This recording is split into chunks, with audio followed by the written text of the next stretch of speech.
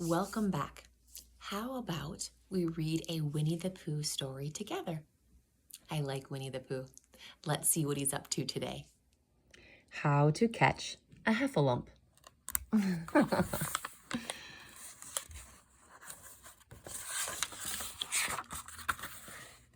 Oh, somebody colored on this book. It was a beautiful bird-singing picnic kind of day in the 100-acre wood. Where shall we have a picnic, Christopher Robin? Asked Piglet. I'm not sure. We'll stop when we find a good picnic spot, answered Christopher Robin. Oh, let's stop here, declared Pooh. How do you know this is a good picnic spot? Wondered Christopher Robin. My tummy says that it's time to stop for lunch, and our lunch is in the picnic basket, so I think this must be a good spot for a picnic. Silly old bear, laughed Christopher Robin. The friends spread out the red and white cloth on the ground. It was a friendly, bird-feeding and honey-eating kind of picnic. You know, Christopher Robin said, pointing, I thought I saw a heffalump right over there.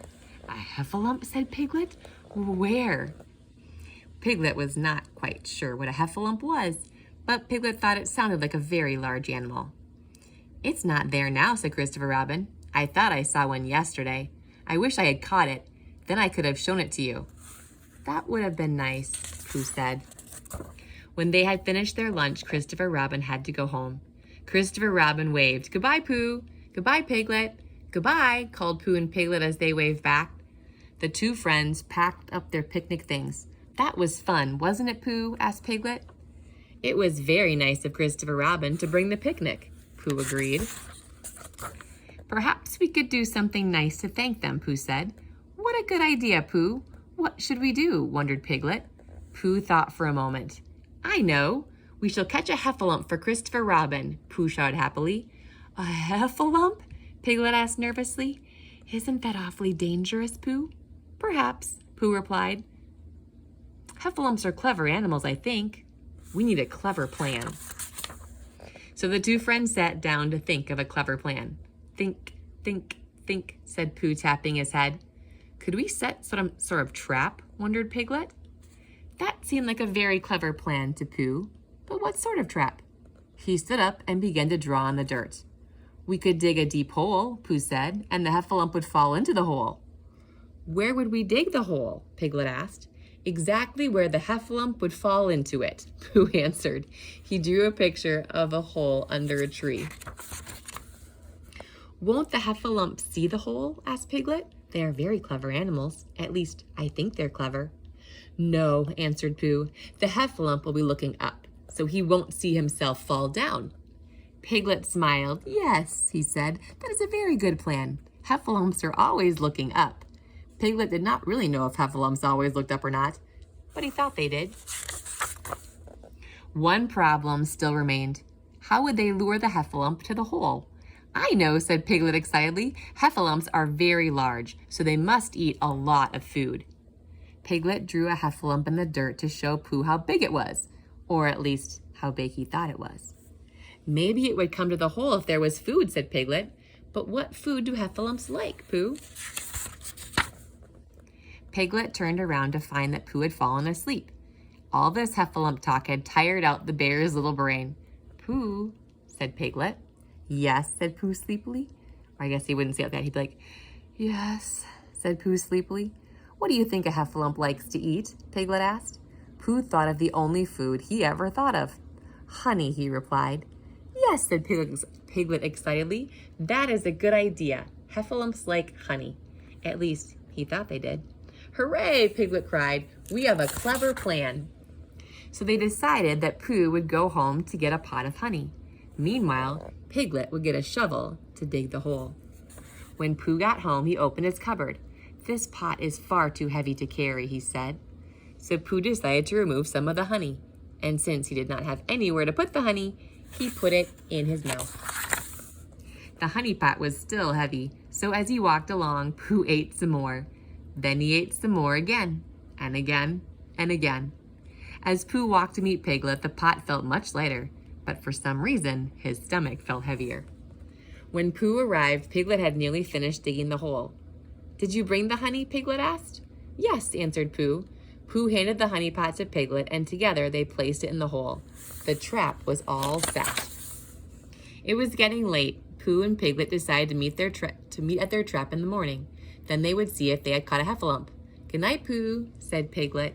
"Good night, Piglet," said Pooh. Later that night, Pooh woke up with a rumbling in his tummy. It could only mean one thing. He was hungry. So Pooh went to his cupboard for a pot of honey. But when he looked inside, his last pot was empty. Where had all his honey gone? "Oh, bother," said Pooh. Suddenly, he remembered he had left a pot of honey in the heffalump trap. "Heffalumps like honey," said Pooh. "It would probably eat the whole pot." At least, he thought it would. Pooh could not fall asleep. His empty tummy gave him strange thoughts. He kept imagining heffalumps chasing giant pots of honey. The more he thought about it, the more Pooh wondered if heffalumps really did like honey after all. And if they did not, then the pot of honey in the trap would still be there, just waiting to be eaten. So Pooh jumped up out of bed and ran out of the door. Soon, Pooh reached the heffalump trap. Pooh tried to see if there was a heffalump in the trap, but it was too dark to tell.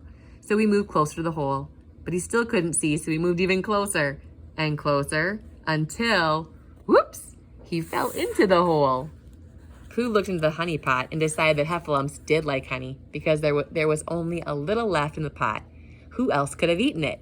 Pooh stuck his nose into the pot to lick the last few drops. At that very moment, Piglet was lying in bed thinking about the heffalump. "I wonder what a heffalump looks like," Piglet said to himself. "Is it very horrible?" Piglet was quite worried. Heffalumps were very large and he was very small. What should he do? "I don't have to be afraid," Piglet said at last. "He can't catch us while we're catching him." So first thing the next morning, Piglet ran to the trap. Very slowly, he inched closer to the hole, but he could not see anything. So he moved a little closer. Suddenly, Piglet saw a strange monster with a big round head.